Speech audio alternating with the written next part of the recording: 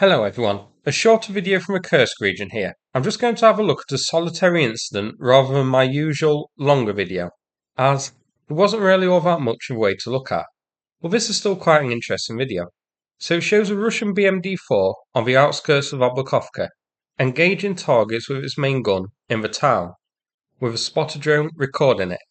Now, at some point we see Pop-Up Pirate pop up from the BMD's hatch and start engaging an FPV drone that's buzzing them and flying overhead.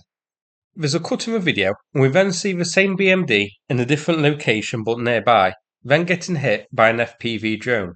As the smoke clears, the crew abandon the BMD, and at the end of the video, we see a second FPV drone hit the BMD whilst it's abandoned. So, quite an interesting little clip, and I thought it worth a quick look because the location and the fact this is a BMD-4 is quite interesting.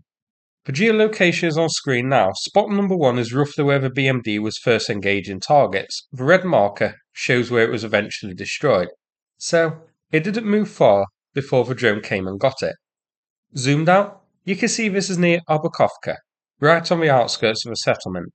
An interesting location because let's switch to Deep State's map. Obukhovka you can see is near Snagost, which Russia recaptured a few days ago. Russia now pushing east towards Lyubimovka, with Obukhovka still shown to be in Ukrainian control.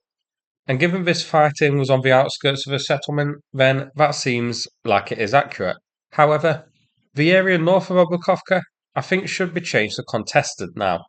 Switching back to Google Maps, this settlement is reached by a bridge over the small river Snagost. I'm surprised that Ukraine hasn't blown this bridge, since Russia is on the attack in this region. It would certainly help secure Obukhovka by preventing Russia from attacking it from the north.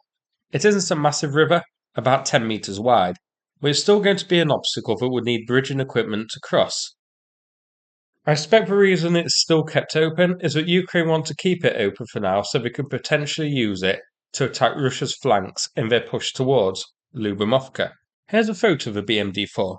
Quite an interesting little vehicle.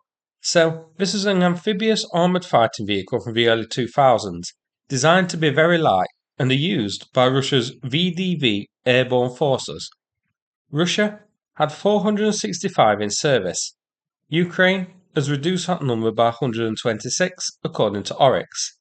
So, the presence of a BMD-4 here shows that Russia's airborne forces are part of a counterattack here.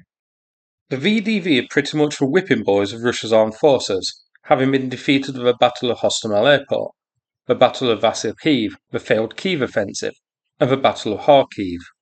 Bellingcat journalist said that Russia lost 90% of its paratroopers during the first part of the invasion.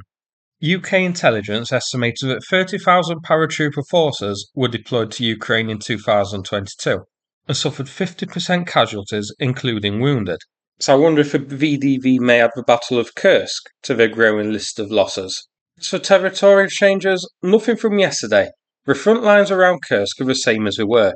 Russia launching counterattacks near Lyubimovka and Borky. Ukraine carrying out operations in Tekhino and Veseloya. So that's it for this video. A short one, but one which I hope you found interesting. Now before I finish, I'm going to play a video from the Ukraine Volunteer Centre about their ongoing fundraiser. This is quite an urgent request for them. Some of the soldiers who are part of the Ukraine Volunteer Centre are operating in Kursk. The donation information is in the description. Thanks so much, and take care everybody. Good afternoon. Greetings from the Ukrainian Volunteer Center. Kursk region. Ukrainian soldiers and the Ukrainian people showed Russia that we will not be broken. We have shown that international support is very important to us and we are using it to the maximum effect. Now, there is an urgent need for drones and vehicles. That is why we are announcing a new fundraising. Volkswagen T5 for the soldiers in the Sumy direction and 2 Mavic 3T drones for the guys in the Donetsk sector, where we are having a hard time. The goal of fundraising is $18,000. For the largest donation, we will raffle off a trophy watch, Commander's watch made in Russia from a Kupia from Chechnya. For a donation of $50 or more, we will raffle off 1 set of glasses by using a randomizer. As always, all reports will be after the fundraising is over.